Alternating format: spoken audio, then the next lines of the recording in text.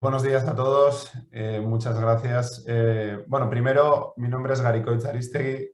No soy el único Garikoitz que está en este grupo, por lo que veo, lo que igual me alegra mucho. De todas maneras, mi nombre de Garikoitz fue el primer reto que puso mi madre en mi vida y, como yo suelo decir, con mi nombre es muy similar a Gary Cooper, Gary Lineker, pero en vasco, Garikoitz. Entonces, con que me llaméis Gary, encantado de la vida y un gran placer. Muchas gracias a la sociedad, a la CEFIP, por invitarme y por tener la posibilidad de compartir este momento con vosotros y trasladaros mi apoyo en todas las actividades que la CEFIP está llevando durante la pandemia y de aquí en adelante. Sobre todo, muchas gracias a Joaquín, muchas gracias a Lourdes y muchas gracias, Ana, por tu presentación sobre la escoliosis, que, como bien has dicho, para mí también pues es mi gran apasionada, ¿no? Pues diría que es mi amante, ¿no? Detrás de mi pareja es la dimensión a la cual pues más atención le dedico. Entonces, bueno, sin más preámbulos, si os parece, vamos a comenzar con la presentación. Bueno, cuando la CEFIP, cuando Joaquín me propone hablar de escoliosis para todos vosotros, pues fue muy curioso, muy interesante, porque en un momento yo le decía pues que la escoliosis como tal, como os decía, buscábamos y hablábamos de escoliosis, y en un momento pues yo le decía pues que la escoliosis pues al final es una alteración relacionada con el mundo de la ortopedia. Y claramente, pues Joaquín me dijo, pues no es así, ¿no?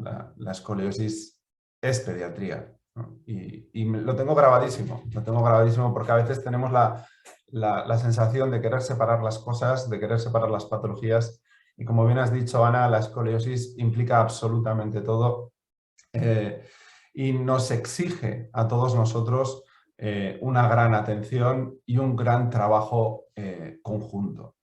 Cuando preparé la ponencia, en un momento decía, bueno, puede ser una ponencia clásica sobre, desde el punto de vista científico, con presentación de casos, y lo que os voy a presentar es la manera en la cual le explicamos a los pacientes, a las familias, qué es la escoliosis. Para ello, vamos a ver. Ahí está. Para ello, yo comencé explicando a las familias en mi mesa de trabajo, haciendo dibujos sobre papeles, pues qué es la escoliosis, qué no es. Y ya hace 5 años desarrollamos el Escolicomic junto con Lander Ayllón, que es el dibujante que me ha ayudado pues, a lo largo de todo de mi proceso, tanto en la tesis doctoral, que está muy relacionada también con los niños y el dolor de espalda y los conocimientos sobre las alteraciones posturales. Y lo que nos animamos fue pues, hacer este cómic para facilitar a las personas el entendimiento de la escoliosis, para tratar de simplificarlo. En este momento el cómic está... En este momento el cómic está traducido a 15 idiomas, y lo que buscamos sobre todo es representar una situación del día a día, una situación real que nosotros nos encontramos en la consulta. Una familia que en un momento determinado está, pues en este caso, nuestra protagonista Anne, en su cumpleaños le regalan un jersey y a la hora que se lo prueba, pues ve que hay alguna asimetría. A partir de ahí consultan con los médicos, hacen una radiografía. En el momento que hacen la radiografía se observa pues, que tiene una alteración en la columna vertebral. El médico pues, le dice, tu diagnóstico es escoliosis. La palabra escoliosis, la verdad que es un poco fea, no nos vamos a mentir, ¿sí? Pero sí que es cierto que en el mundo de la medicina pues tomamos muchas palabras del griego, y lo que quiere decir es que la columna se encuentra torcida. Esta palabra pues transmite una sensación de drama en la familia. Bien, si nosotros tenemos en cuenta la definición de la Scoliosis Research Society, pues podríamos o diríamos que la escoliosis es una desviación tridimensional de la columna vertebral con una inclinación del ángulo de Cobb superior a 10 grados con la presencia de rotación vertebral. Así definiríamos escoliosis. En el caso de que este paciente no tuviera una rotación vertebral, estaríamos hablando de una actitud escoliótica o de otra serie de cosas. Muy bien. Una vez que a la familia se le ha diagnosticado la escoliosis, digo a la familia porque no es solo a la niña o al niño, sino que al final es una alteración que repercute en todo el conjunto de la unidad familiar. Pues bueno, papá y mamá consultan ¿con quién? Pues bueno, con el doctor Google. Preguntamos al doctor Google y en ese momento una de las cosas que encontramos enseguida es la relación entre la cirugía y la escoliosis. Ahí pues nos empezamos a preocupar y en ese momento salimos a la calle y, como no, yo creo que esta situación la hemos vivido todos, pues a partir de ahí todo el mundo sabe qué es la escoliosis. Con muy buena voluntad, pues nos recomiendan, vaya a hacer esto, vaya a hacer lo otro. Y en algunas personas, algunas de las cosas que nos recomiendan es, por ejemplo, ir a nadar. Ah, pues lleva a tu hija a nadar. Pues nada, nosotros como padres y como queremos lo mejor para nuestros hijos, pues le llevamos a nadar. Ah, bueno, pues en vez de nadar también le puedes llevar, ya me disculparéis, pero cada vez que entra alguien a pedir la solicitud, se me cambia la configuración. Bueno, sigo. Además de llevarle a nadar, a hacer natación, ¿por qué no le puedes llevar al quiropráctico, al osteópata, a que le manipulen, ¿no? Y nosotros como padres, madres, queriendo lo mejor para nuestros hijos, pues le llevamos también a que manipulen, tratando de enderezar y mejorar la columna vertebral. Bueno, ¿por qué no le vamos a llevar también a hacer acupuntura? Nos lo ha recomendado la peluquera, porque ella, a su hija y a alguien le lleva a hacer acupuntura y, oye, cree que puede funcionar. ¿O por qué no también le vamos a llevar, pues por ejemplo, al brujo, ¿no? A un chamán que a través de vaya a saber uno qué técnicas, pues vaya a curar y vaya a mejorar la escoliosis de nuestra hija.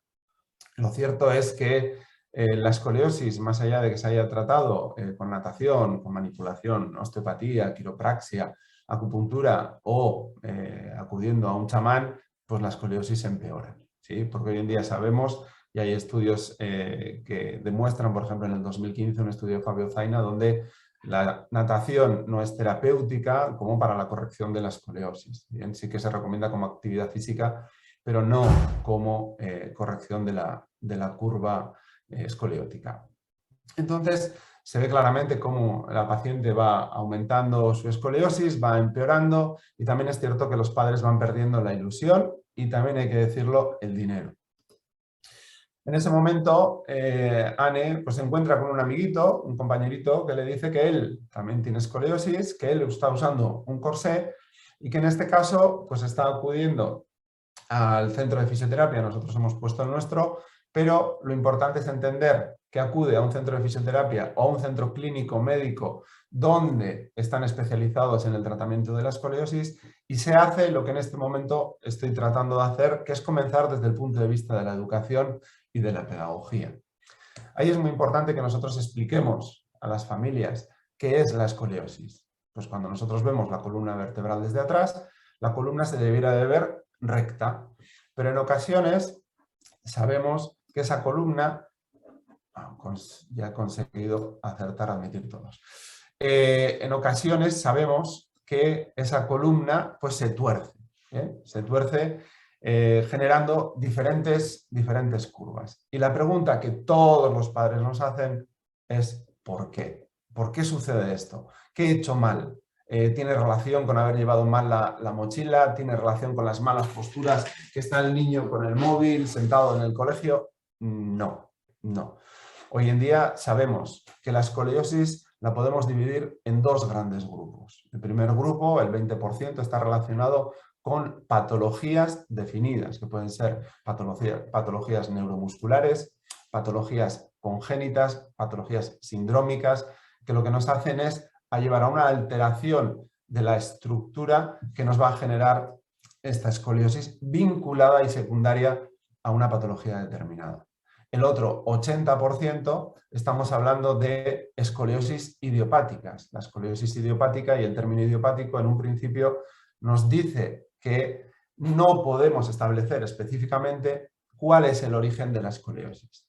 Pero lo cierto es que hoy en día, teniendo en cuenta los estudios de Barwell y de Stroke en el último periodo y también los estudios de René Castellén, el doctor René Castellén, sabemos que la escoliosis idiopática cada día nos acercamos más a la posibilidad de ponerle un apellido. Y ese apellido sería una alteración en el crecimiento óseo.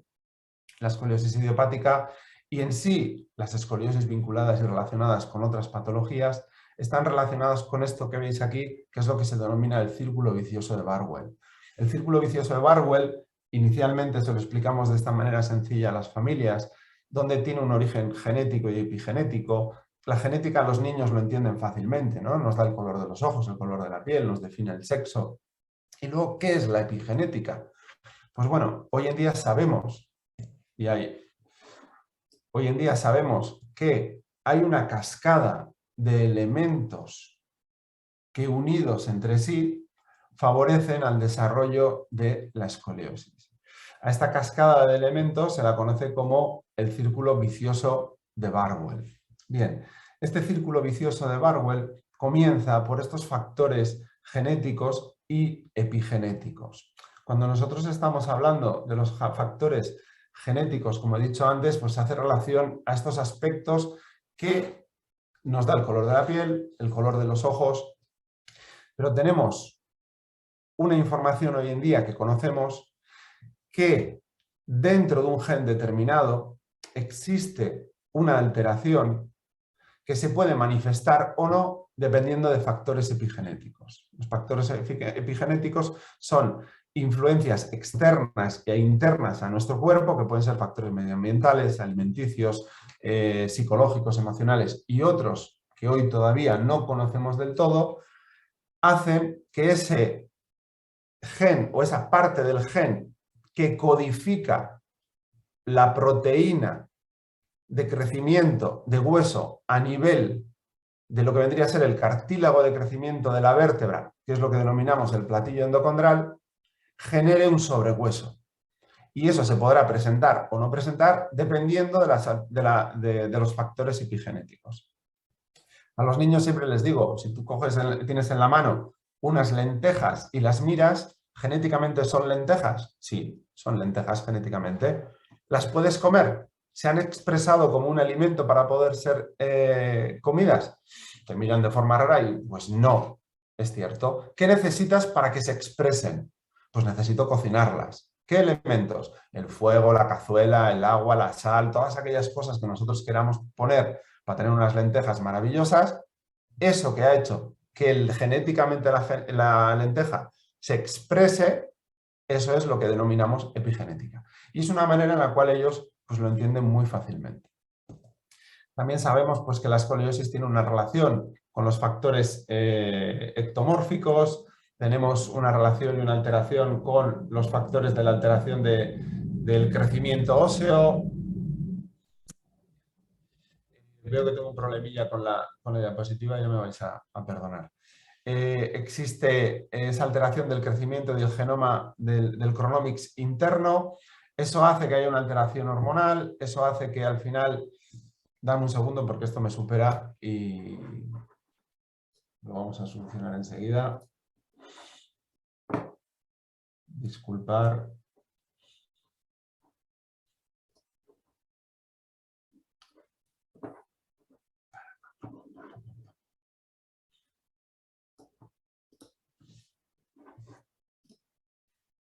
Listo. Volvemos y disculpar por el fallo. Como os decía, está toda esta cascada de elementos que hacen que la escoliosis se pueda desarrollar y todos estos elementos iniciales son los que denominamos como factores inductores. Son aquellos factores que van a alterar la vértebra, la forma de la vértebra, generando una asimetría en su cuerpo donde va a haber una parte anterior de la vértebra que va a tener un sobrecrecimiento y una parte posterior que va a estar disminuida, lo cual va a generar al final mecánicamente un efecto de inclinación y rotación asociada, que es lo que va a ir provocando la escoliosis. Como os decía, todo esto viene de una alteración desde el punto de vista genético en la regulación del crecimiento del hueso. Y esto es muy importante porque eso viene acompañado de una serie de alteraciones hormonales, algunas de ellas relacionadas con la melatonina, relacionados con la falta de vitamina D, justamente relacionado con el proceso de desarrollo del hueso. Y como os decía, se presenta en esta zona que nosotros denominamos el platillo endocondral, que lo que hace es que exista un sobrecrecimiento de hueso, y ese sobrecrecimiento de hueso, que hoy en día se le conoce como el Relative Anterior Spinal Overgrowth, es que la pared anterior crece más que la pared posterior, generando un desequilibrio mecánico. A partir de aquí, todos el resto de los factores es lo que denominamos como factores de progresión. Inicialmente eran factores inductores de generación del patrón de deformación y de escoliosis, y a partir de ahora se suman los factores de progresión, que principalmente es el factor de la fuerza de la gravedad. Eso va a hacer que exista un sobrecrecimiento óseo con un crecimiento excéntrico. Aquellas zonas que reciben más compresión va a tener relacionado un aumento de la densidad del hueso, y aquellas zonas que reciben menos presión va a haber una distracción y va a haber al final un sobrecrecimiento. Eso va a hacer que se empiece a generar un crecimiento asimétrico de los patrones vertebrales y lo que denominamos como un efecto bucle, lo cual retroalimenta la inclinación de la vértebra, la inclinación del disco, alimenta la rotación y nos lleva primero desde una rotación intrínseca de la vértebra a una rotación del conjunto de la columna vertebral. A este fenómeno del conjunto de rotación de la columna vertebral nosotros lo denominamos torsión, y esta torsión se basa en el concepto de Dubocet, donde genera una rotación de unos elementos en contra de los otros, que es lo que denominamos el conjunto de la torsión mecánica y torsión geométrica, hablando del conjunto de toda la columna vertebral. En esta imagen podéis ver que cuando nosotros hablamos de la parte convexa dorsal derecha, vemos claramente, si analizamos desde el plano sagital, que esa persona tiene una cifosis, pero si analizamos la parte de la concavidad, hablaríamos de una lordosis. Por eso en la escoliosis, teniendo en cuenta el concepto de Dubocet, hablamos de un perfil sagital asimétrico. Vemos claramente este concepto representado en la escoliosis, ¿bien? Donde los bloques descritos por Catherine Schroth inicialmente, este esquema de bloques para entender la funcionalidad de la columna, hace que roten uno respecto del otro o estén rotados uno en contra del otro. Esto visualmente lo que vemos es que al paciente le lleva a una limitación de movimiento, esa limitación de movimiento produce rigidez, y esta rigidez lo que va a provocar es un desbalance postural y lo que conocemos como escoliosis. Esta parte del círculo vicioso de Barwell la he preparado específicamente para vosotros, profesionales sanitarios, y no se lo explicamos así de esta manera a la familia, sino más con el esquema del dibujo que os he mostrado antes. Muy bien.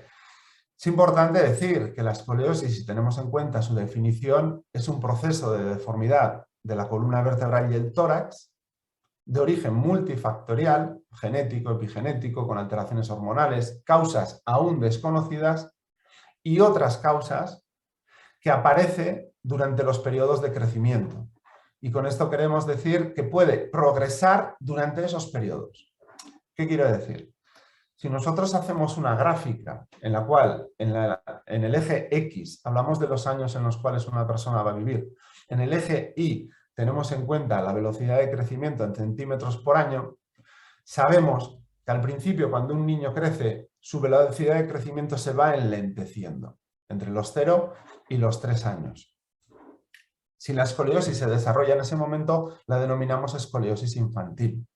Después entra en una velocidad constante, sin mucha variación. Eso significa que una escoliosis que ha podido ser diagnosticada con 3 años, por decir una cosa, con ángulo de Cobb de 20 grados, hasta que no vuelva a aparecer el próximo pico de crecimiento, seguramente se mantenga estable o con una mínima variación. El siguiente pico de crecimiento es una pequeña ola que se produce alrededor de los 5 y 6 años. Todos los que tenemos hijos sabemos que en ese momento ellos, bueno, y vosotros sabéis también por el conocimiento psicomotor de los niños, hay una variación y una alteración en todo lo que es el control psicomotor y en todo el desarrollo cognitivo. También viene acompañado de una alteración, de una aceleración del crecimiento.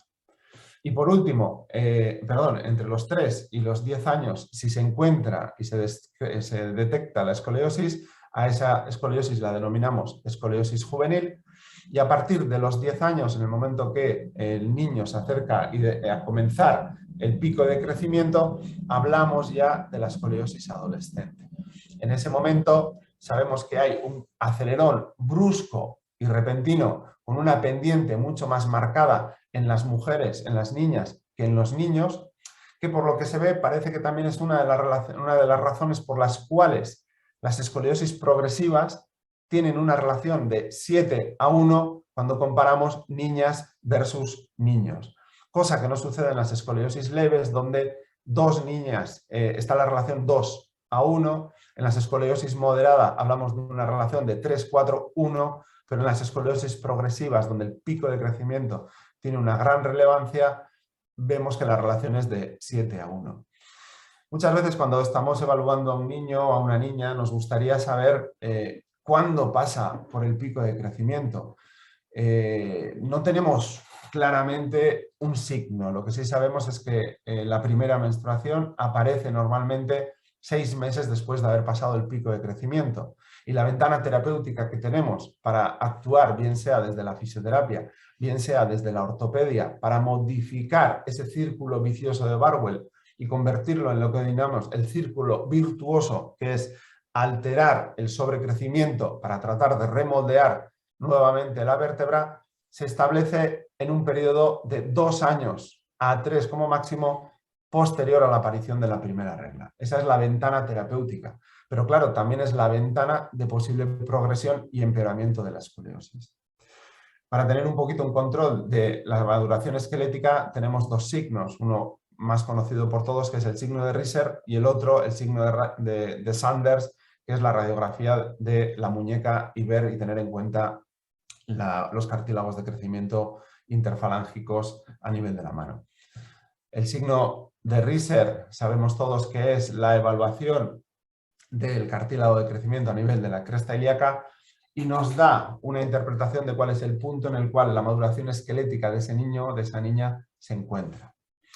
Para explicarle a los niños, pues usamos estos dibujos donde les decimos que a nivel de su cuerpo, de las vértebras funcionan como un trabajo en equipo entre 3 células. El osteocito, que viene a representar el coordinador, el osteoclasto es aquel que va puliendo la vértebra para tratar de sacar calcio y volcarlo al torrente sanguíneo, y el osteoblasto, que lo que hace es tomar ese calcio del torrente sanguíneo para acumularlo en ese bloque de reserva que es el hueso. En ocasiones, ¿qué es lo que sucede? Pues que esa coordinación se pierde. Y en el momento que el coordinador se ha despistado por estas alteraciones que hemos comentado antes, pues en este caso el osteoclasto genera un exceso de trabajo, provocando al final esta vértebra que ya no tiene forma de cubo, sino que tiene una forma de chaflán, que hace a partir de ese momento que genera un desequilibrio total en toda la columna vertebral.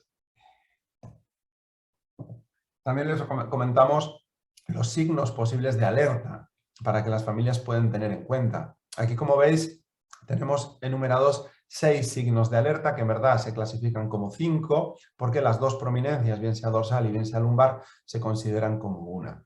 De estos 5 signos de alerta, si un niño o una niña presenta 3 de ellos, ya tenemos que saber que estamos delante de una sospecha de escoliosis.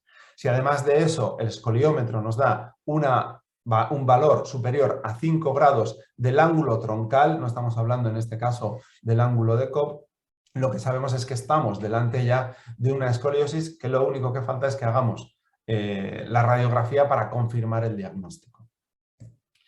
También les comentamos pues, diferentes pruebas funcionales que podemos hacer, la posibilidad de hacer una topografía de superficie a través del Formetric, o también el control de la espirometría por esa influencia de la escoliosis sobre la caja torácica y sobre el volumen pulmonar. Para poder diagnosticar la escoliosis tal y cual nos lo define la Scoliosis Research Society, la Scoliosis Research Society la define, como hemos dicho antes, como esa desviación vertebral con un ángulo de Cobb superior a 10 grados, acompañada de rotación. Les explicamos a los familiares qué es el ángulo de Cobb. El ángulo de Cobb lo que nos hace es definir los límites en los cuales se encuentra una curva. Yo les comento a los niños que imagínate que vas por una carretera con tu bicicleta, con el manillar recto y viene una curva. ¿En qué momento giras? Ah, pues ahí, perfecto, y hacemos una línea en el papel. Vale, otra vez en esa curva, ¿cuándo vuelves a girar el manillar? En el otro punto, seguramente ese será el apex. Y luego más adelante vuelves a girar. Cuando tú has vuelto a girar, has definido dónde empieza y dónde termina una curva. Y ahí lo que hacemos es medir un ángulo. De ahí, lo que les explicamos es que se ha generado este fenómeno de inclinación y de rotación en la escoliosis, generando ese fenómeno de torsión. Lo que nos lleva a establecer un diagnóstico, en este caso, de este ejemplo que hemos puesto de medición de ángulo de Cobb de 30 y 32 grados, donde Anne tiene una escoliosis moderada dorsal derecha y lumbar izquierda. Muy bien, una vez que ya tenemos el diagnóstico, tenemos que establecer el tratamiento. El tratamiento de la escoliosis nosotros lo planteamos teniendo en cuenta la evidencia, no solo que nos plantea la SRS, la Scoliosis Research Society, sino también la SOSOR. La SOSOR es la Sociedad Científica Internacional de la Escoliosis para el Tratamiento Ortopédico y Rehabilitador de la Escoliosis. La SOSOR publicó en el año 2011 una guía de práctica clínica que nos marca las pautas de lo que nosotros tendremos que hacer en el tratamiento de la escoliosis. En este caso, esta guía de práctica clínica fue revisada en el 2018 y la verdad que es de una gran utilidad y ayuda. Muy bien, la escoliosis, si tenemos en cuenta el valor del ángulo de Cobb, la vamos a dividir en tres grupos. Una, la escoliosis leve, que antiguamente se recomendaba lo que se denominaba como el wait and see, esperar y ver, ¿sí? Si evoluciona, si no evoluciona, cuál es el componente. Hoy en día ya se recomienda comenzar con ejercicios, con unos ejercicios que vamos hablar ahora en este momento a qué tipo de ejercicios son. Después, si hablamos de la escoliosis moderada, aquella que se comprende entre 20, 25, 45 grados ángulo Cobb, la indicación terapéutica es la aplicación de los ejercicios con el desarrollo de un corsé. Y por último, aquellas escoliosis que superan los 50 grados, lo que se hace es evaluar o no la necesidad o no de una cirugía. Muy bien. En este caso que hemos hablado de Anne, tiene una escoliosis moderada y el siguiente paso sería el hacer el escáner. Bien. Yo comencé en el mundo de la escoliosis a través de la fisioterapia. La fisioterapia me apasiona y me ha dado la posibilidad de profundizar y aprender muchísimas cosas. Pero vi que la fisioterapia no era lo único con lo cual podíamos tratar a la escoliosis, por lo cual decidí formarme también y hacer la formación de técnico ortoprotésico y tratar de combinar este trabajo desde la fisioterapia y también desde la ortopedia para ayudar al paciente con escoliosis y a la familia. Combinando estos dos resultados, aplicaciones terapéuticas, pues vamos a mejorar el resultado final. Como técnico ortoprotésico lo que hago es un escáner del paciente. Hoy en día no aplicamos las vendas de yeso, sino que hoy en día con el 3D Structure y con una serie de aplicaciones, pues en 30 segundos hacemos el escáner del paciente, tenemos una representación tridimensional. Esta representación tridimensional lo mandamos al centro, a la ortopedia, al centro de fabricación. Cuando lo reciben, lo que se hace es, a través de un robot y en un molde de espuma, fresar y tener una representación tridimensional del paciente. En algunos momentos se puede hacer una rectificación manual con el molde de espuma, en otros momentos lo que hacemos directamente con el software, diseñar lo que ya queremos que sea el corsé final del paciente. Usamos polipropileno normalmente, metemos al horno, adaptamos, vacío y ya tenemos el corsé. Una vez que nos llega el corsé, lo que hacemos es adaptarlo al paciente. En mi caso, trabajando como técnico ortoprotésico en una ortopedia, adaptamos el corsé al paciente y este corsé que nosotros desarrollamos, que el que usamos es el corsé de Chenot-Rigaud. Hoy en día y en futuro, hablando más del corsé de Rigaud o de los corsés donde aplicamos los principios de Rigaud, hablamos de unos corsés y un diseño en el cual encontramos zonas de contacto y unas cámaras que denominamos de expansión. A mí una de las cosas que me apasiona de la fisioterapia y de la ortopedia es que las dos tienen que trabajar conjuntamente y donde yo como fisioterapeuta pongo la mano para ayudar al paciente y facilitar al paciente en la corrección, es donde la ortopedia, el corsé, tiene que hacer el mismo efecto de empuje, no de presión, sino de estímulo y facilitación de la corrección, que luego sumaremos otra serie de elementos como es la respiración, el enderezamiento sagital asimétrico y otra serie de técnicas específicas, o mejor dicho, estrategias específicas de corrección que van a facilitar la corrección. Primero, el objetivo inicial es frenar las curvas, la progresión de las curvas quirúrgicas y en algunos momentos, y es cierto que se consigue, reducir el valor del ángulo de Cobb y de la curva.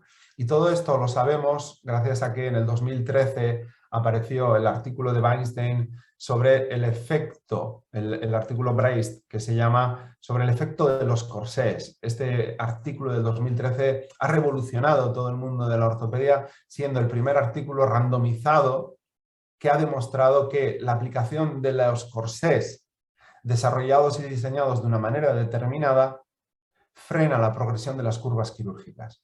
Y esto también es muy importante recalcar porque cuando hablamos de escoliosis, nosotros pensamos que todas las escoliosis se comportan igual. Y esto no es cierto. Lo cierto es que tenemos que conocer lo que denominamos la historia natural de la escoliosis. La historia natural de la escoliosis se refiere, y también Weinstein tiene un artículo muy interesante de 50 años de seguimiento de pacientes que comenzaron a tratarse en el año 78, en los años 80, hasta día de hoy.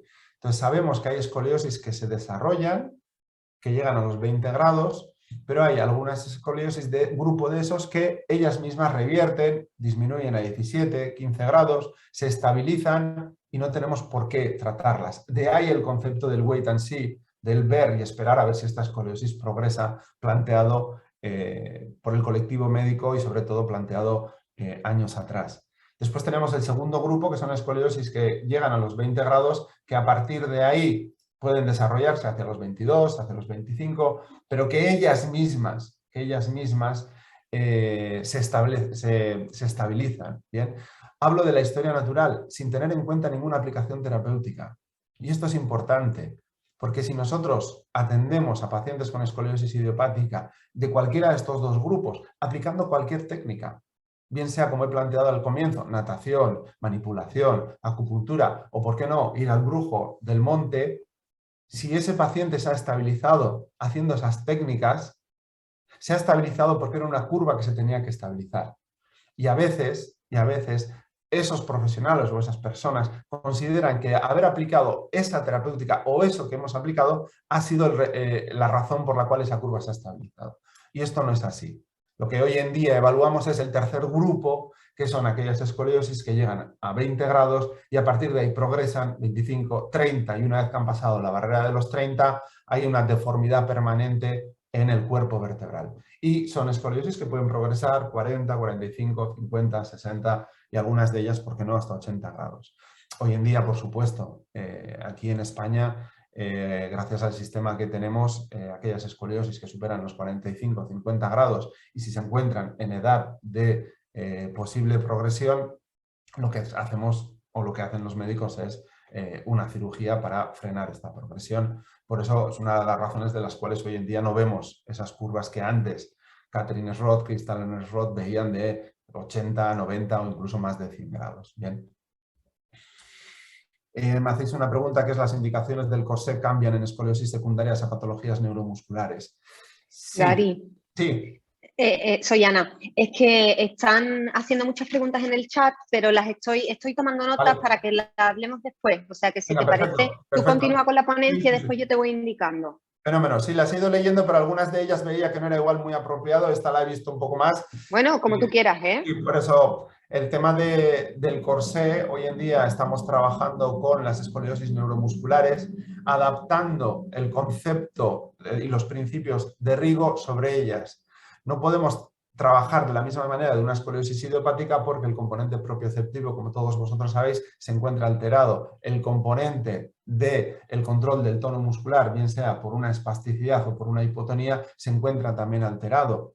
Pero sí que es cierto que desarrollando el corsé de una manera o teniendo en cuenta estas zonas de contacto, generando una fuerza axial, estamos obteniendo unos resultados muy favorables en frenar la progresión de la curva de estos pacientes que, como vosotros bien sabéis, pues son pacientes que pasan mucho tiempo a lo mejor o bien encamados o bien en las sillas, y adaptar el corsé, bien sea al asiento o bien sea a la situación en la cual está, les ayuda a frenar la progresión de la curva y evitar una cirugía que seguramente será una cirugía más a todo el conjunto de su patología. Muy bien, cuando hablamos sobre la fisioterapia, hoy en día lo que hablamos es de ejercicios específicos de fisioterapia para la escoliosis, lo que en inglés vais a encontrar como Physiotherapeutic Scoliosis Specific Exercises. Esto es muy importante, ¿no? Porque cuando nosotros le presentamos al paciente o a cualquier persona que digamos, vamos a hacer ejercicios de fisioterapia, pues todas las personas piensan enseguida, ah, me voy a mover. Si yo tengo una curva dorsal derecha con una inclinación a izquierda, pues lo que voy a hacer es generar una inclinación a la derecha y generar una rotación contraria. Bueno, lo que sabemos es que ese ejercicio no es correctivo. Bien, esos son movimientos que nosotros podemos hacer con una curva para darle movilidad, para ir en contra de la restricción, de la rigidez. Pero cuando nosotros hablamos de los ejercicios específicos de fisioterapia, y por ejemplo estos tres que veis aquí, no son ejercicios como tales lo que veis, sino lo que veis es lo que denominamos como posiciones de partida. Estas posiciones de partida las utilizamos para aplicar los principios, en este caso con la técnica que yo utilizo, que es el concepto Rigo, que serían la corrección tridimensional postural, aplicamos la técnica de expansión en este momento, aplicamos la activación muscular y la integración. Todo ello en conjunto en estas posiciones de partida. A mí me suele gustar mostrarles a los pacientes un juguete, un pequeño elemento que ayuda a entender el concepto de estabilidad. Antes he puesto el vídeo, ahí está, ok, ahora funciona. Hola. Muy bien, aquí lo que vamos a hacer es una pequeña... Ahí está. Este juguete que veis aquí en la mano, lo que le damos al paciente es, para que pueda entender el principio de estabilidad, le decimos que se imagine que son las vértebras y que lo que tiene que tratar de hacer es recuperar la posición de ellas y colocar una sobre la otra nuevamente. Muy bien. Como veis, al principio el paciente o las personas lo que hacen es corregir a través del movimiento, y esto no puede ser. Lo que cambia a la hora de hablar de los ejercicios específicos de fisioterapia para la escoliosis es que lo que buscamos es el control del movimiento a través del ejercicio. Y en este caso, pues podéis ver cómo nosotros ayudamos a buscar la estabilización de esa estructura a través del ejercicio, porque el paciente, o en este caso esta chica, se encuentra haciendo una contracción isométrica mantenida, que es ejercicio por definición, porque es una contracción muscular, que lo que hace es poco a poco ir estabilizando cada uno de los segmentos que tiene este elemento. Y esto es lo mismo que nosotros hacemos con el paciente con los ejercicios específicos de fisioterapia para la escoliosis. Le explicamos claramente que puede ser que perdamos el control, no pasa nada, lo recuperaremos, pero siempre a través de la estabilización y siempre utilizando el motor de la respiración como elemento importantísimo para generar la activación muscular y aumentar la tensión interna de la carga de trabajo de todo el conjunto músculo-esquelético. Y de ahí poco a poco llegar al control y la estabilidad de esa estructura. Vuelvo a decir, a través del control del movimiento, nunca a través del movimiento. Entonces, como os decía, tenemos una serie de posiciones de partida donde lo que hacemos es aplicar estos conceptos. Y hoy en día, desde, podría decir, en el últimos 10 años iguales en exceso, pero sí que los últimos 8 años, 6 años, ha habido un gran incremento de evidencia científica que favorece y que demuestra que la aplicación de los ejercicios específicos de fisioterapia para la escoliosis favorece la corrección de las curvas combinadas con los corsés. Está el artículo de Sanja Schreiber que ganó el premio del 2017. Sanja Schreiber es una canadiense que trabaja en la Universidad de Alberta junto con el doctor Eric Parent y están llevando adelante unos estudios muy interesantes en los ejercicios específicos de fisioterapia para la escoliosis. El grupo chino también está desarrollando una gran información y vemos como poco a poco, 2015, 2016, 2017, van apareciendo cada vez más y más estudios. En el 2020, Karina Zapata ha publicado un estudio en el cual demuestra que podemos hacer una corrección y una modificación del patrón de la curva en curvas menores. Y esto está empezando a revolucionar todos los principios, como os decía antes, de corrección de la escoliosis. Muy bien, una vez que ya hemos explicado los ejercicios, hemos trabajado con las posiciones de partida y la puesta en tensión, pues bueno, les explicamos a la familia que la vida tiene que seguir. La vida tiene que seguir y que este niño, esta niña, pues una de las cosas que tiene que hacer principalmente es trabajar la integración en el colegio. Todos sabemos pues, que los niños de por sí son tiranos y lo que hace enseguida es criticar a los demás, al que lleva gafas, al que lleva corsé, al que es gordo, al que...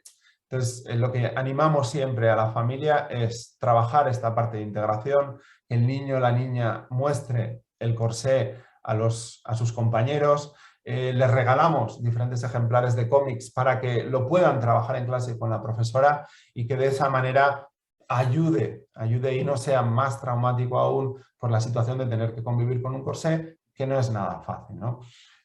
Por supuesto, esta niña, este paciente tiene que seguir con su vida diaria y con esta rutina constante de hacer ejercicios, ¿bien? De seguir, por supuesto, como decía antes, con su vida de relación, con su vida de sociedad, con su vida de colegio, estudiar, ¿bien? Tener amigos. La escoliosis no le limita, cuando estamos hablando de escoliosis idiopática, no le limita en ningún aspecto, ni para hacer deporte, ni para hacer ninguna otra cosa, ni sea música, sea danza, sea ballet, sea lo que quiera. El niño o la niña puede hacer lo que le guste. Por supuesto, recomendamos el seguir con el trabajo y con los ejercicios y poco a poco irá pasando el tiempo y eso nos va a llevar a hacer una reevaluación. Una vez que llegamos al punto de la reevaluación, pues bueno, siempre está ese ansia, ¿no? ¿Qué pasará, qué no pasará un año después cuando hacemos una nueva radiografía? La ansiedad de los padres, pues ya crucemos los dedos y qué es lo que pasa. En este caso y en el cómic, pues lo que planteamos es que, bueno, ha habido una mejoría, pero sí que nos gusta remarcar que en este caso Anne ha aprendido a combatir la escoliosis, ha aprendido la importancia de elegir un centro especializado para el tratamiento de la escoliosis. Y que este resultado que hemos obtenido en este caso no siempre sucede, no todos los pacientes con escoliosis obtienen el mismo resultado que Anne. En ocasiones la escoliosis progresa y se debe realizar una cirugía. Y no por haber llegado a la cirugía nos indica que por eso es un tratamiento incorrecto. No, ni mucho menos. La escoliosis tiene factores que todavía hoy en día desconocemos, unos factores de progresión y unas tensiones internas que a veces van más allá de toda nuestra capacidad. Y como antes hemos remarcado, es muy importante que en cada momento se debe elegir el tratamiento más apropiado según la gravedad de la escoliosis. En algunos momentos será solo ejercicios, en algunos momentos será ejercicios combinados con el corsé y en otros momentos será la cirugía.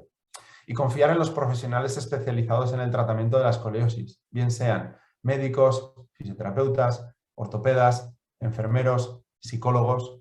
Todos ellos juntos trabajan por el bien, en este caso de Anne y de ti, de la persona y del paciente que está leyendo en este momento pues el cómic. El trabajo tiene que ser un trabajo en equipo que nace desde el médico, desde el cirujano, fisioterapeuta, ortopeda, enfermero, psicólogo, pero también la familia. La familia es una parte muy importante del trabajo en equipo. El padre, la madre, los hermanos, los amigos, todos tenemos que trabajar en equipo. Para terminar, me gustaría hacerlo con dos frases. Una del doctor Manuel Rigaud. El doctor Manuel Rigaud es una persona que lleva más de 35 años dedicado a la escoliosis y a día de hoy, 35 años después, escucharle decir esta frase, a mí por lo menos se me ponen los pelos de punta. La curva de aprendizaje en la escoliosis, tanto para familias y profesionales, es larga y en ocasiones es realmente frustrante. Porque uno puede hacer mucho esfuerzo, uno puede trabajar, estudiar, analizar, pero a veces, a pesar de nuestro esfuerzo, la escoliosis sigue progresando. Por eso decimos que es una lección de humildad constante, día a día. Yo cada día que voy a la consulta, que voy a la clínica a atender a un paciente, es una lección de humildad. Es una lección de humildad que me da el paciente, porque por mucho que yo trate de ir por encima de la escoliosis o por delante de la escoliosis, es la escoliosis la que me lleva y a la que yo tengo que acompañar. Por eso es una lección constante de humildad que nos debe implicar a todos a trabajar de forma conjunta. Y ahí el proverbio, un proverbio chino que dice que si trabajas solo llegarás más rápido, pero si trabajamos todos juntos seguramente llegaremos más lejos. Muchas gracias a todos, Mila Esker. Espero haber aportado un poquito en el conocimiento y en el entendimiento de la escoliosis. Como os he dicho antes, es mi pasión, me tiene como el veneno dentro de mi cuerpo y sí que tengo una cosa muy clara, que todo lo que trato de hacer es en pro del paciente, de ayudar a la familia, porque tengo un problema y no es porque mi hija tenga escoliosis, que no lo tiene, sino que siempre que estoy enfrente de un paciente de una familia pienso, ¿y si fuera mi hija? ¿Y si fuera mi hijo el que está enfrente? ¿Qué tipo de tratamiento me gustaría recibir? ¿Qué tipo de información me gustaría que me transmitieran? Y ahí es donde se basa pues, todo el trabajo que os he presentado en esta mañana. Quedo a vuestra disposición para cualquier pregunta. Ana, lo dejo en tu mano y iré respondiendo. Vale, dejo de gracias, compartir mi Gary. pantalla. Oye, Gary, ¿me puedes activar el vídeo, por favor? Sí, por supuesto. Vale, gracias, Mónica.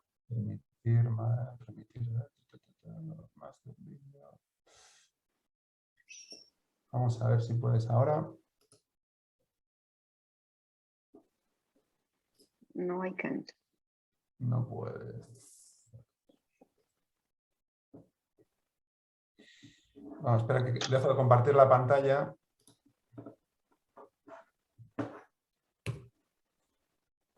Ahí estamos.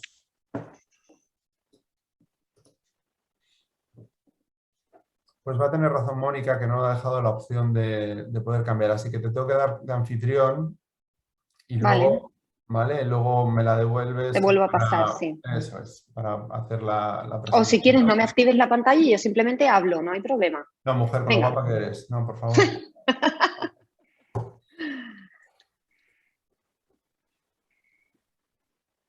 ¿Me veis todos? Sí. Hola. Sí, se te ve, Ana. Vale, genial. Creo que ya se nos ve tanto a Gary como a mí, ¿no? Sí, en un principio sí, Ana.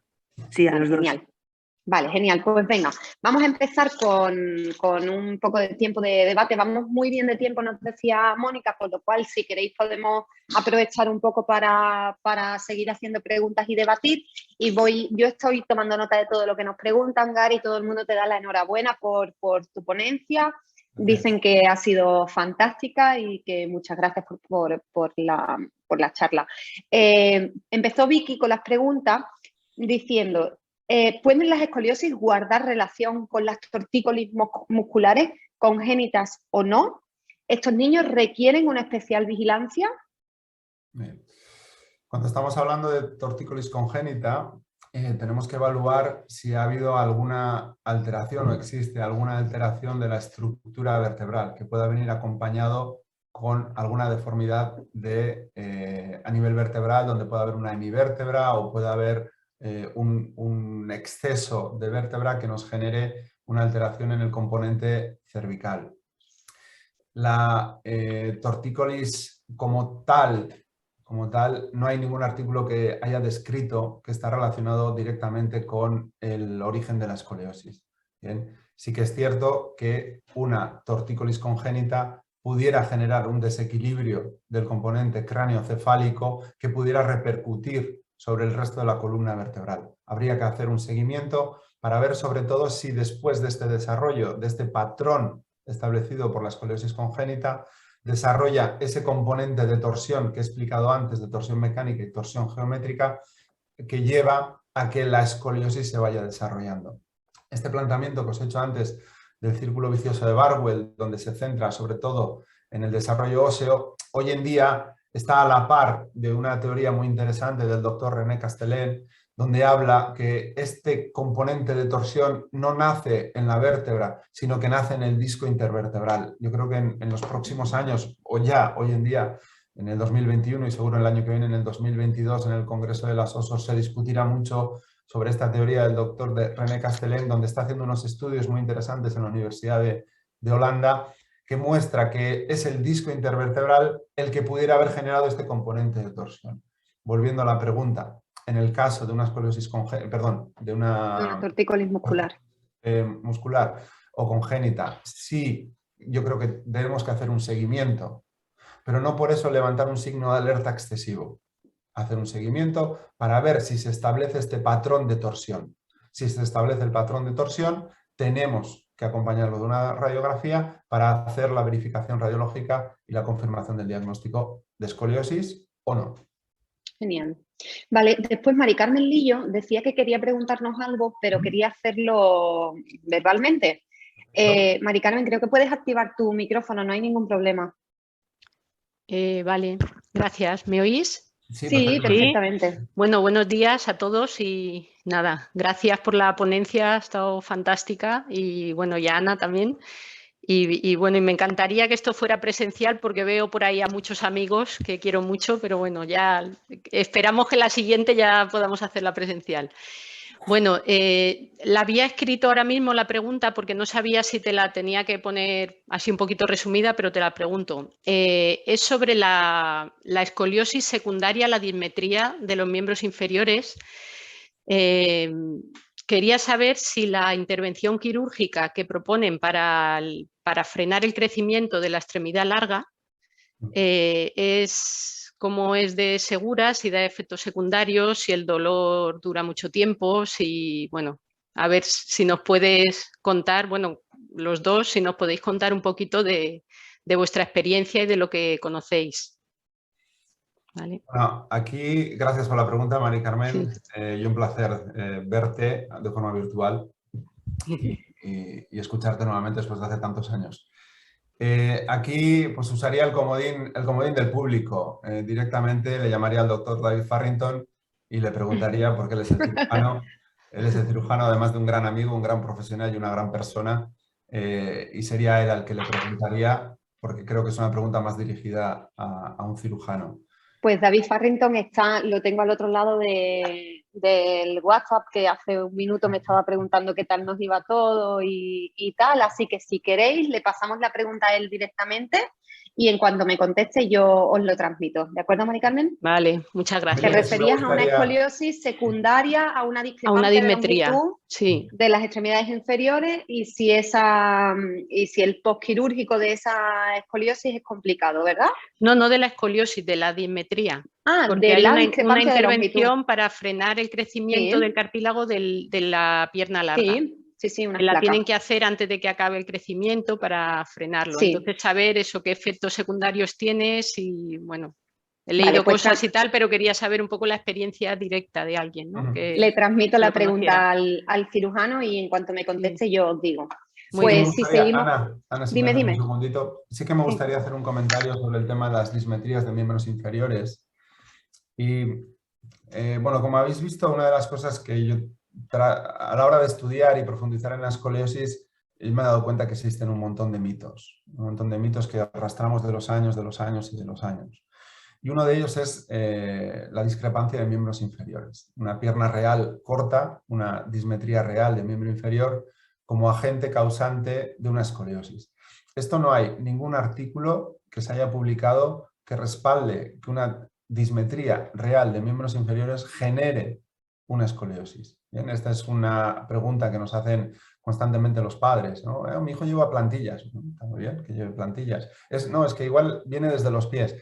No, yo no he leído ni conozco, dentro de la escuela Rigo Concept tenemos un comité científico que hace un seguimiento de las publicaciones científicas anuales relacionadas con la escoliosis y no tenemos conocimiento de ninguna publicación donde se haya demostrado que una pierna corta real sea el origen de la escoliosis. Por eso he puesto mucha atención en el círculo vicioso de Barwell, donde hoy en día la teoría de Barwell y la teoría de René Castellén explican el origen de la escoliosis como tal. Sí que es cierto que pudiera ser que hubiera una pierna corta junto con una alteración a nivel de la vértebra, que como estamos hablando tiene relación con la alteración del crecimiento y del desarrollo del hueso, que puede ser a nivel de la vértebra o puede ser a nivel de cualquier hueso de nuestro cuerpo. A veces vemos, sobre todo se ven algunas escoliosis osteogénicas, donde tienes una hemivértebra, pero también ves una asimetría facial, donde hay una alteración del desarrollo de alguno de los huesos del cráneo.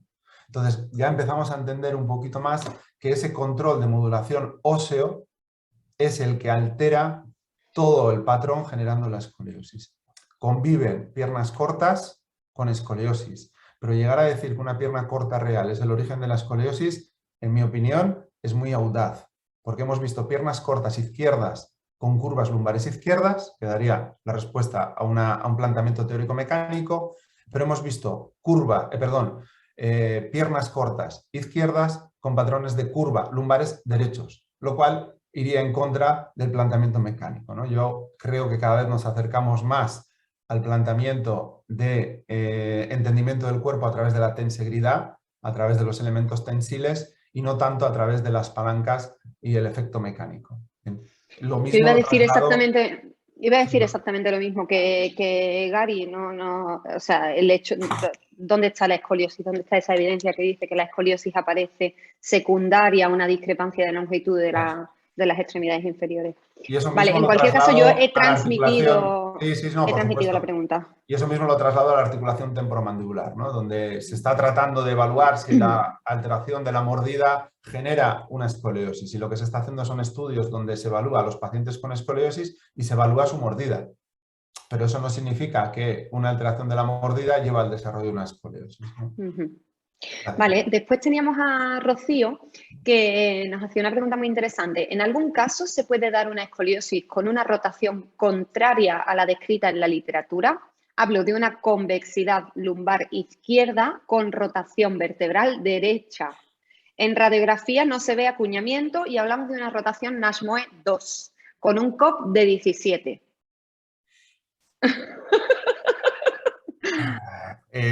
Tendría que ver la radiografía. Inicialmente, la biomecánica y la patomecánica del segmento lumbar y dorsal se inclinan y rotan heterolateralmente, de forma contraria. La semana pasada, justo estuve dando un curso en Brasil y me presentaron un caso de una radiografía, pues algo muy similar a lo que acabas de decir, donde el análisis que se había hecho de la radiografía era una zona lumbar con una inclinación derecha y rotación derecha. Pero a la hora de analizar la radiografía, lo que se veía era que no era una curva lumbar, sino que era una curva dorsal larga, donde el componente lumbar seguía el patrón de rotación dorsal y a la hora de hacer la medición y por variación en el plano de inclinación de algunas vértebras, parecía que fuera una curva lumbar izquierda con rotación derecha. Yo no he tenido casos de este estilo. No te lo podría confirmar. Sí que me gustaría ver y analizar la imagen. Exactamente, para poder debatir. Y como decía antes, la escoliosis nos sorprende cada día. Quién sabe si a lo mejor no nos sorprendería en esta situación y analizándolo podríamos descubrir cuál es la razón que ha llevado a que se invierta ese patrón de rotación y de inclinación, que pudiera estar relacionado también con una variación en el desarrollo de la estructura ósea. Bien, porque esa inclinación y rotación heterolateral viene dada por el componente mecánico de la vértebra, de la unidad funcional de dos vértebras. Después Vicky volvía preguntando, ¿la indicación de corsés está condicionada por la edad? ¿Hay alguna edad en la que aún no se pueda poner? Sí, la indicación del corsé, siguiendo lo establecido por Weinstein en este artículo, pues planteaba, el corsé está indicado normalmente hasta un RISER 4. Bien, podéis ver la guía de práctica clínica publicada por la SOSOR, donde la indicación viene dada teniendo en cuenta el RISER hasta un RISER 4. Poner un corsé a partir de un RISER 4 no está terapéuticamente indicado. Bien, tampoco se considera una iatrogenia, pero sí que es cierto que se descarta. Hoy en día lo que se está evaluando es la aplicación de los corsés en el adulto, donde, por supuesto, tenemos un RISER 5 y lo que se está trabajando mucho en la escoliosis es no ya sobre la alteración en el plano frontal, sino en el plano sagital. Y lo que sabemos en la escoliosis del adulto es que aquellos pacientes, dos situaciones, que eran adolescentes y que trasladaron la escoliosis hasta la edad adulta, viven y desarrollan su escoliosis, y aquellos pacientes adultos que desarrollan en la edad adulta una escoliosis del adulto. Ahí se ve claramente que la pérdida del balance sagital tiene una gran repercusión. Y el corsé que se define y se diseña para la escoliosis del adulto busca recuperar el balance sagital y no alterar prácticamente el balance frontal y mucho menos la rotación. Entonces, la prescripción correcta del corsé está indicado para aquellos pacientes con RISER 0, 1, 2, 3 y hasta un RISER 4. Dependiendo también el valor de la curva, que la indicación correcta sería a partir de los 25 grados. Algunos médicos, si el patrón de torsión está establecido, indican el corsé a partir incluso de los 20, 21, 22 grados. Después Lidia nos decía, ¿las indicaciones del corsé cambian en escoliosis secundarias a patologías neuromusculares? Ok, esta creo que era un poco la pregunta que había retomado yo a lo largo de la, es verdad, sí, tienes razón. de la charla. Entonces, sí, por supuesto, nosotros tenemos que evaluar las características propias del paciente. Un paciente neuromuscular no es un paciente, digamos, entenderme lo que quiero decir, sano, ¿sí? El paciente con escoliosis idiopática es un paciente sano, se define como tal, como paciente sano que desarrolla una escoliosis idiopática a través de estos mecanismos que hemos explicado durante los momentos del crecimiento. El paciente neuromuscular tiene una enfermedad de base con unas características determinadas que deben de ser evaluadas, bien sea por espasticidad, bien sea por hipotonía, y ahí nosotros tenemos que adaptar el desarrollo y el diseño de un corsé.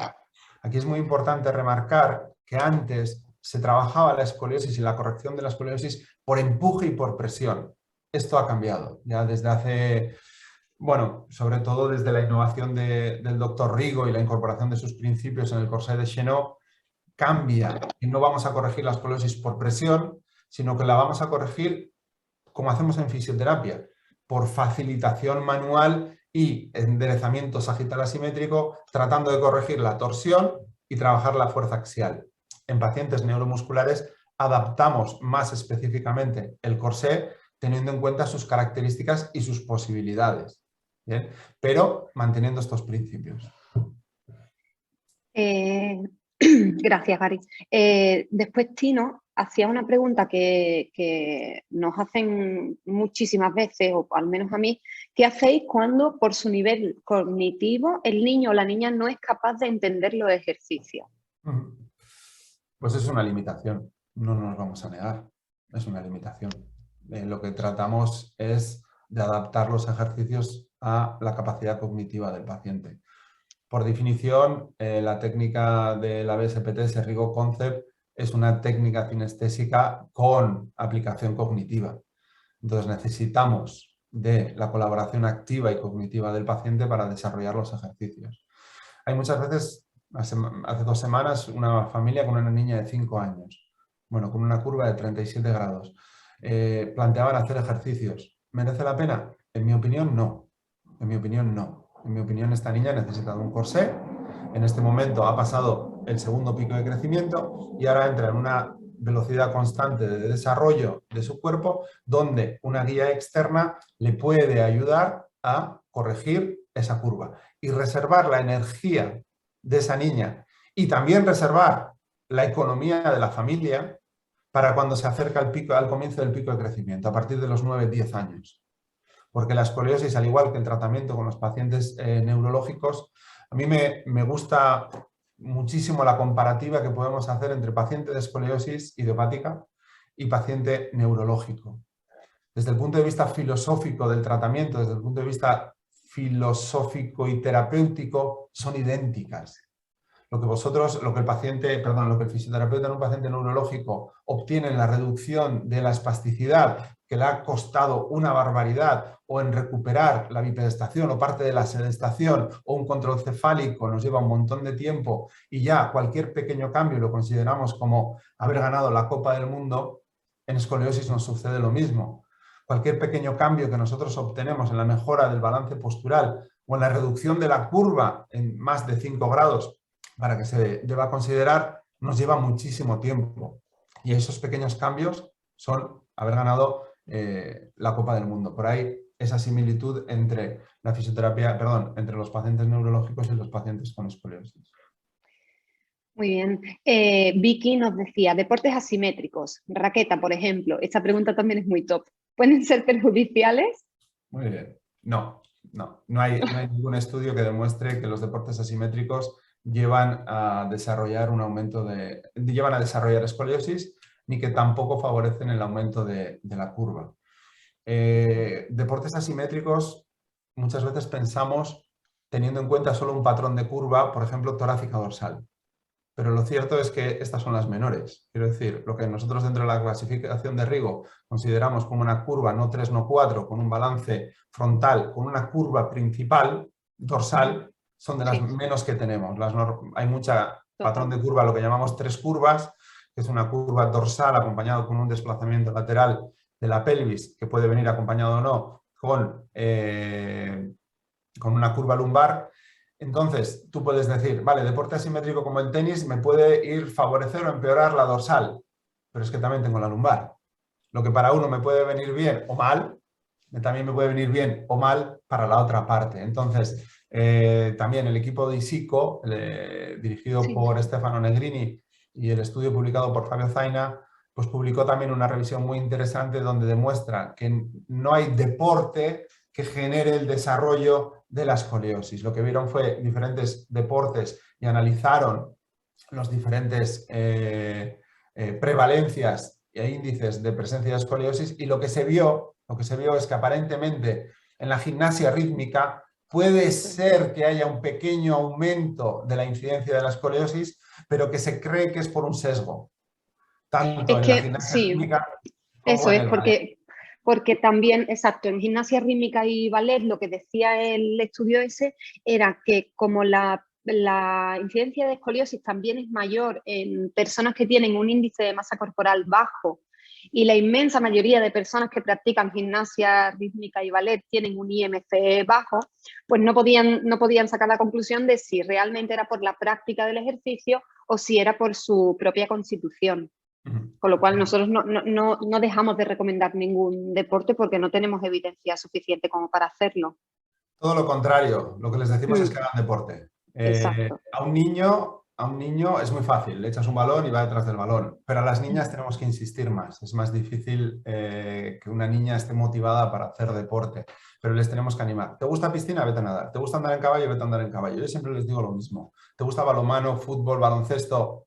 Hazlo. ¿Te gusta saltar en paracaídas? Bueno, vas a necesitar el permiso de tu madre y de tu padre, pero si te gusta, hazlo. La escoliosis no te limita absolutamente en ningún deporte. Es más, el doctor Rigo hace un seguimiento a una paciente que ha sido gimnasta olímpica con una escoliosis superior a 40 grados dorsal y más de 30 grados lumbar, y ha llegado a ser quinta en la Olimpiada. No hay limitación para la escoliosis. Y bueno, sabemos que Usain Bolt es el hombre más rápido del planeta y tiene escoliosis. Exactamente. Entonces, al igual que el paciente neurológico, pues a veces la limitación está en la cabeza, ¿no? ¿Qué limitación me pongo yo? Es curioso que la familia, tiene un problema de columna, no cojas peso. ¿Por qué? Porque coge peso progresivamente, entrena tu cuerpo para ello y disfruta de la vida. Después, patata frita, que me súper encanta ese nombre, nos dice, ¿cuántas horas al día, durante cuánto tiempo recomendáis el uso del corsé? Después de cuánto tiempo se reduciría el uso del corsé. Perfecto. El uso del corsé, lo que Weinstein demostró es que es tiempo dependiente. Hay una gráfica muy interesante en la cual la probabilidad de mejora a través del uso del corsé aumenta de forma exponencial a partir de las 16 horas. De ahí, la corrección del corsé viene tiempo, a medida que voy sumando horas, hace una meseta, alrededor de 10-20% de probabilidad de éxito, pero a partir de las 16 horas sube de forma drástica hasta el 70-80%, donde luego a partir de las 18-20 horas se establece en una probabilidad superior al 85% probabilidad de éxito de corrección de la curva. Entonces, durante el RISER, como hemos comentado antes, hasta el RISER 4, si estamos delante de una escoliosis progresiva con indicación terapéutica de Corsé, uso de 20, 21, 22 horas. La evidencia nos dice que con 18 sería suficiente, pero yo se lo explico a la familia porque muchas veces van con el cronómetro, ¿bien? Y es mejor tirar un poquito por lo alto porque en ocasiones pues bueno, se lo quitan más y están por debajo de las 14 horas. Y es una pena que ya que llevas el corsé, usar un corsé con 14 horas es como tirar una moneda al aire. ¿Saldrá cara o saldrá cruz? Entonces, ya que lo vas a usar, yo prefiero saber que cuando voy a tirar la moneda al aire, tener una probabilidad del 85% de saber cuál es el resultado. Y ahí es donde se indica hasta 2 años post-menarca la aplicación del corsé full time, a día completo. Y 2 años después de post-menarca se empieza con la retirada del corsé, disminuyendo las horas durante el día, hasta normalmente los 3 años o la maduración esquelética y la estabilización de la curva, y en ese momento se pasa a uso nocturno. Y a partir de normalmente los 3 años post-menarca se hace la retirada del corsé. Muy bien. Nos decía Joana, gracias Gary por la presentación. ¿Conoces o tienes experiencia en la técnica yeso derrotador en escoliosis infantil? Supongo que se refiere a meta. 5 años en niño con patología congénita. He entendido que es una reducción quirúrgica bajo anestesia. Bueno, quirúrgica. En este contexto, ¿añadirías medidas de prevención en domicilio, comunidad y centro educativo? Pues primero de decirte que no trabajo con escayola, no trabajo con yeso y no conozco, lo he visto, pero no podría responderte con claridad y correctamente a la pregunta. Joana, yo tengo pacientes con escoliosis de inicio temprana en la que se aplica esa técnica que tú dices, se hace en quirófano efectivamente bajo sedación, pero no es una reducción quirúrgica, es una reducción mecánica. Se tracciona de la pelvis y del cráneo, se desrota en una mesa de Cotrel, ¿no? En una tabla, y ahí se aplica el yeso. Este yeso se va cambiando dependiendo de la edad del paciente, pues se va cambiando cada X tiempo y se utiliza en casos muy concretos solo cuando queremos frenar una curva que sabemos que ha entrado en progresión, queremos ralentizar o retardar la entrada a quirófano porque quede mucho crecimiento remanente del tronco y ese paciente vaya a tener que someterse a varias cirugías si no lo hacemos así. ¿De acuerdo? Pero no es una reducción quirúrgica, se hace en quirófano, pero es una reducción mecánica, manual, ¿vale? Y aprovecho para deciros que me ha contestado el doctor Farrington y me ha enviado un audio. Quizás puedo hacer que lo escuchéis todos, lo voy a intentar, ¿vale?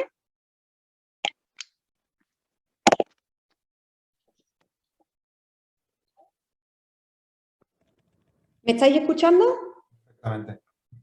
Vale, pues os lo voy a poner desde el móvil, ¿vale? A ver si lo escucháis. La diferencia de longitud es de menos de 2,5 centímetros.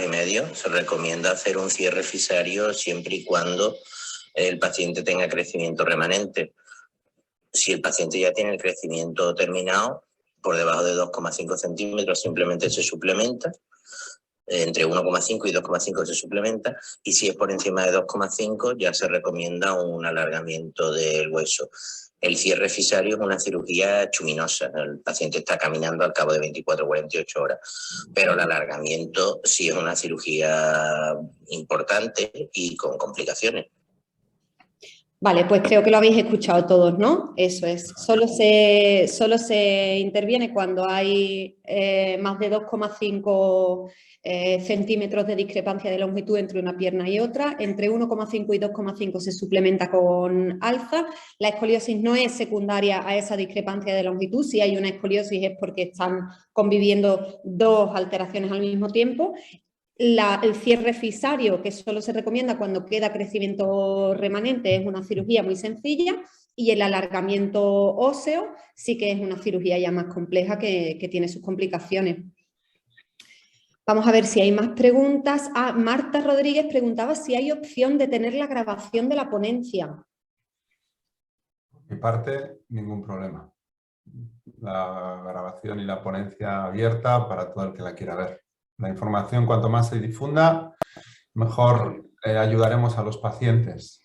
Creo que el objetivo final de este tipo de actividades debe ser ayudar al paciente y a la familia.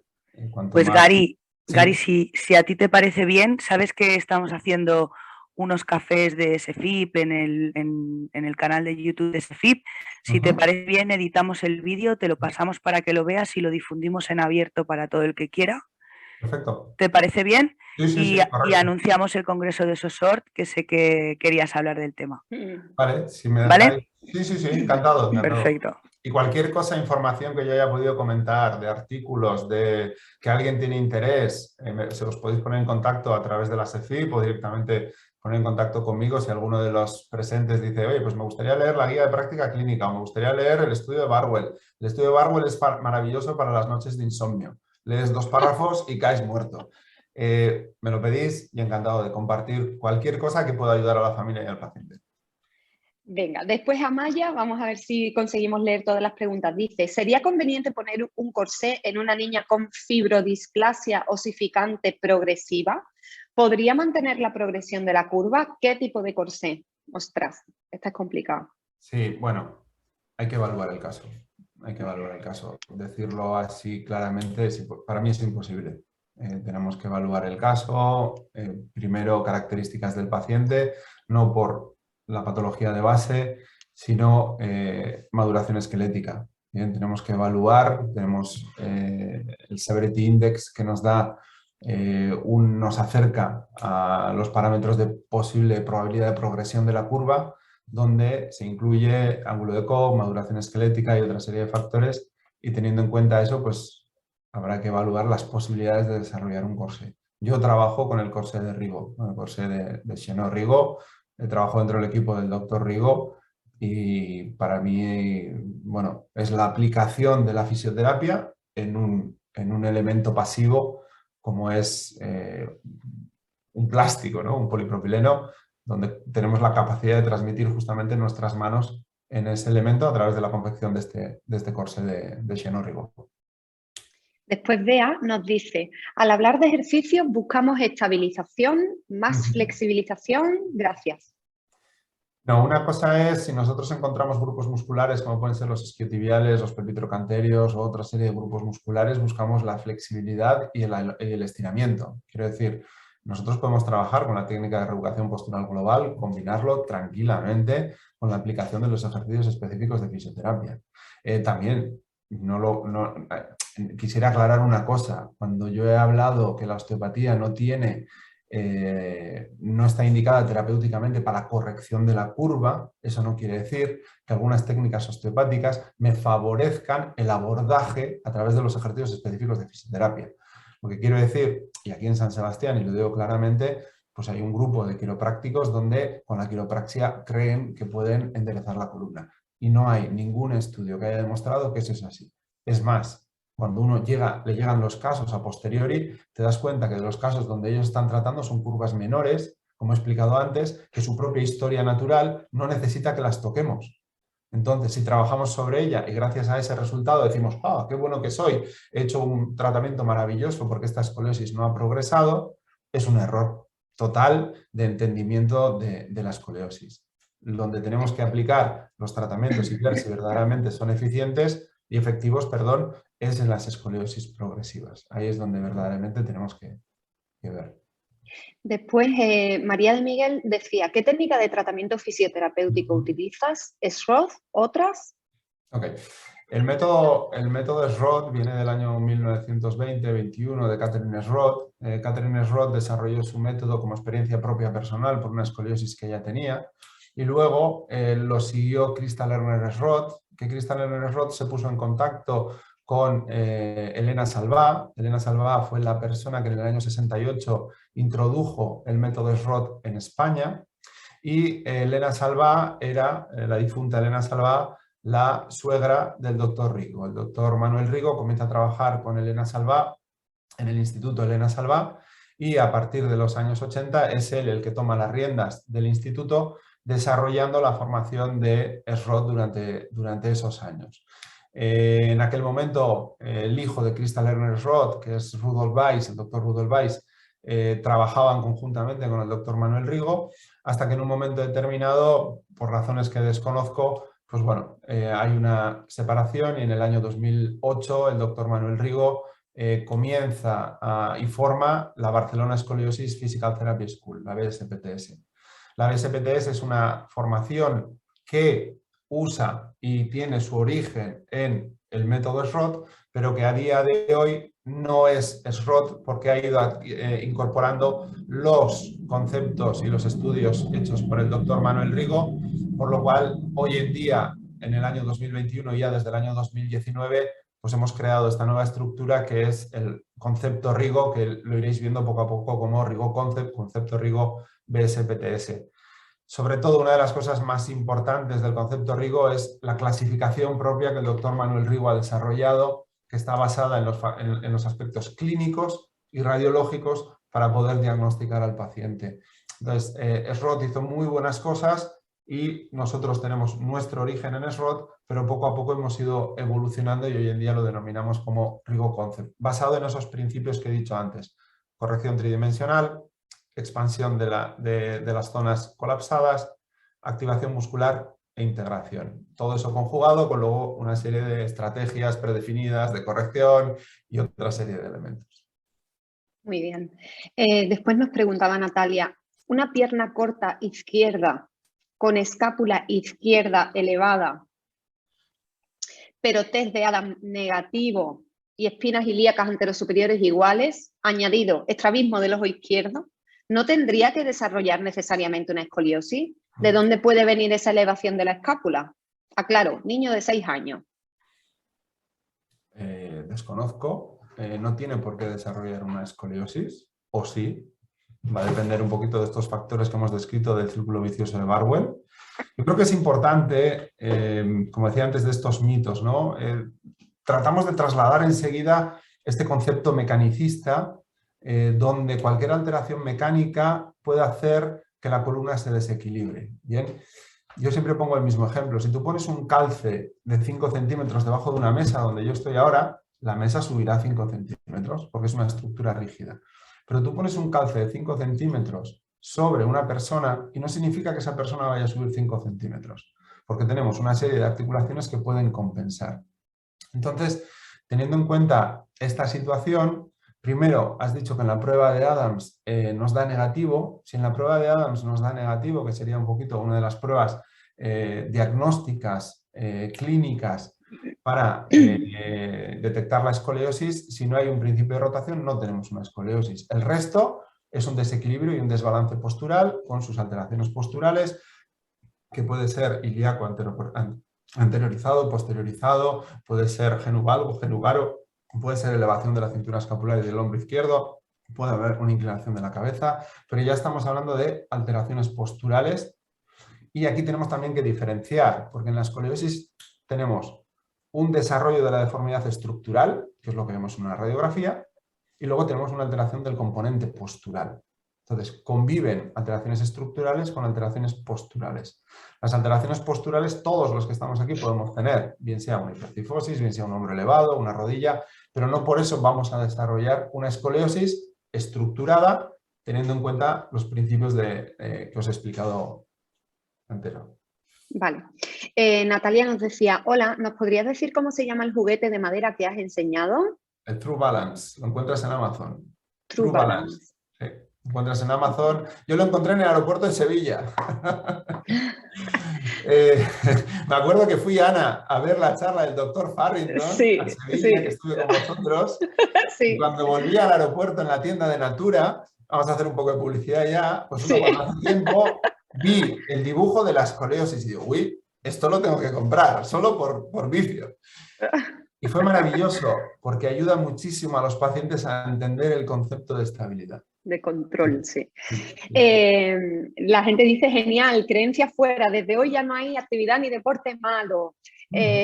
Tino pregunta, ¿cuándo hacen deporte sin corsé, no? Sí, sí, sí. Bueno, pueden hacer con y sin corsé. Sí, sí. Hay pacientes que van a esquiar con corsé. Sí, exacto, sí. Andan y a caballo caballo, con sí. corsé. Eso. Hay unos vídeos muy chulos del grupo Isico de niñas haciendo gimnasia rítmica sobre la barra de equilibrio con corsé. A mí se me para el corazón, es decir, el golpetazo que se puede llevar. Pero no, sí, se puede Yo hacer. tengo un GIF de una niña haciendo un salto mortal con el corsé hecho y se lo enseño muchas veces a los demás. Álvaro dice, vaya tándem de fisios, qué orgullo. Un besito, Álvaro. Bueno, Raquel, un beso para ti también. Te dan las gracias, Gary. Dice Joana, gracias Ana, tienes razón, me he confundido, quería decir realizada en quirófano, pero entiendo que sigue siendo un tratamiento conservador. ¿Qué medidas añadirías en domicilio, comunidad y centro educativo? ¿Ayudas a la sedestación? ¿Alguna medida o consideración más para tener en consideración? En principio, Joana, los niños que utilizan corsé de yeso, que utilizan ese método, hacen una vida absolutamente normal, es solo que los yesos se van cambiando cada X tiempo, son yesos seriados, pero hacen una vida absolutamente normal, se controla que no haya úlceras, que no haya ningún problema. Y sí es verdad que ahora mismo con los yesos con los yesos waterproof, pues su vida es absolutamente normal. La higiene también es normal, que hace años pues estábamos muy limitados en ese sentido, y actualmente en nuestro equipo, que utilizamos siempre yesos waterproof, pues en principio no necesitamos ninguna otra consideración especial. Patatas fritas, soy súper fan. Dice, gracias por la presentación. Otra pregunta, ¿la forma de ejercicios y tratamiento sería la misma para casos idiopáticos y neurológicos cuando la escoliosis es leve moderada? En el sentido, misma frecuencia de ejercicios y uso de corsé, por esos casos neurológicos en los que el tono está alterado y tenemos espasticidad versus una escoliosis en un niño con un desarrollo normal. Bueno, como decía antes, tenemos que hacer una evaluación clínica individualizada del paciente y ver cuáles son las características funcionales del paciente. Dar una respuesta genérica nos sacaría de nuestro concepto de fisioterapia de individualidad. Sí.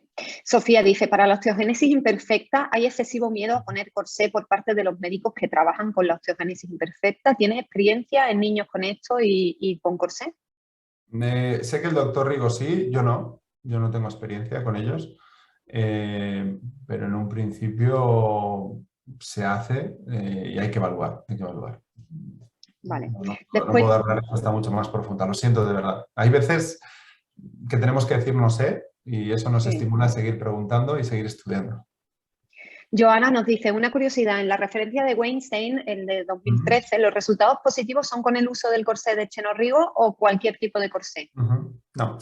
Hubo un movimiento allá por el 2000, pues creo que es 2013-2014, donde se intentó homogeneizar las órtesis tóraco-lumbosacras, bien, tratando de apartar un poquitito los apellidos, dejando de lado el corsé de Boston, dejando de lado el corsé de Milwaukee, dejando de lado el corsé de Lyon, dejando de lado el corsé de Cheno-Rigo, dejando de lado los nombres. Lo cierto es que el mundo de la ortopedia tiene mucha fuerza y hay mucho interés en los apellidos y hay mucha fuerza comercial.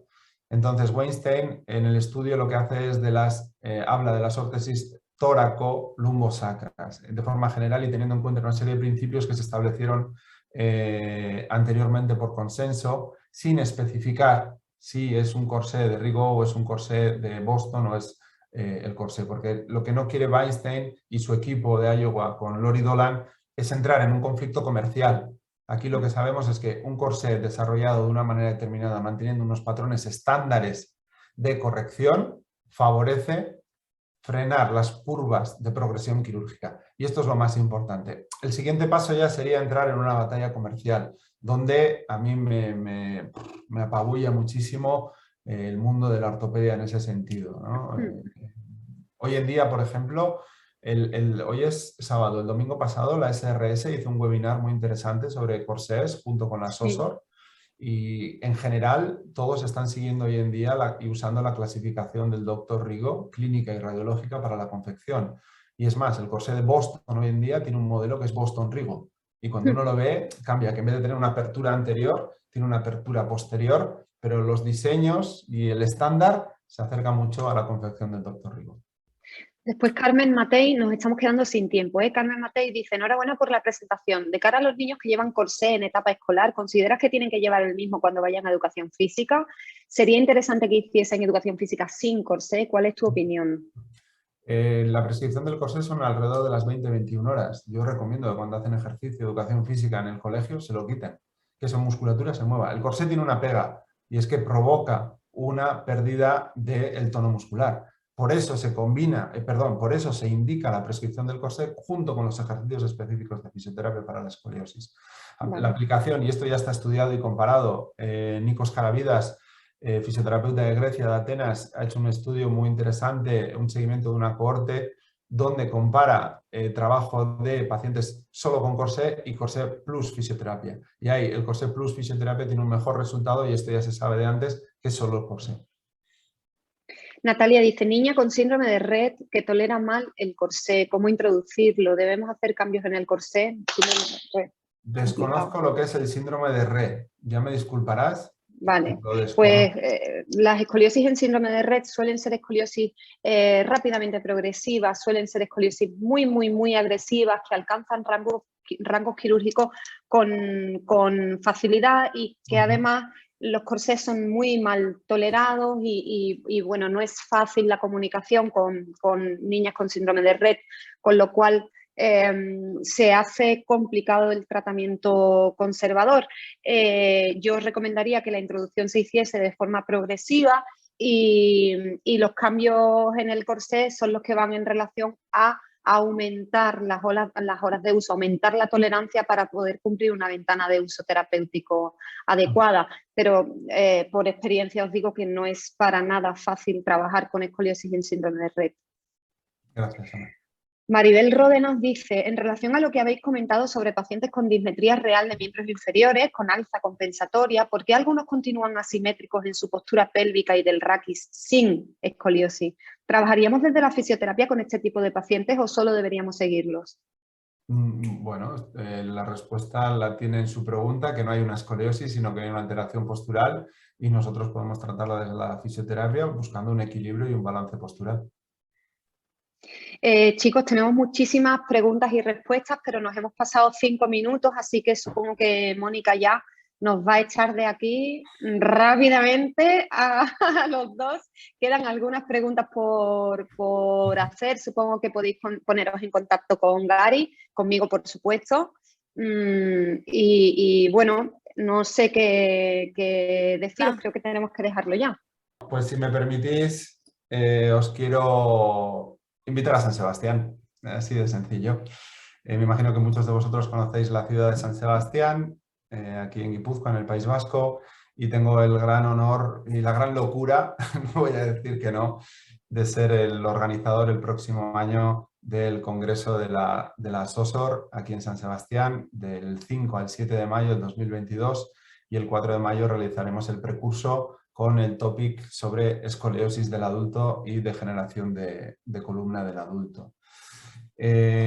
Como os decía, pues San Sebastián y esta organización pues es una gran locura, y lo que sí decimos, y como ya sabéis, pues es una región con una gran cultura, sobre todo gastronómica, y San Sebastián os espera y os puedo asegurar de que no lo olvidaréis.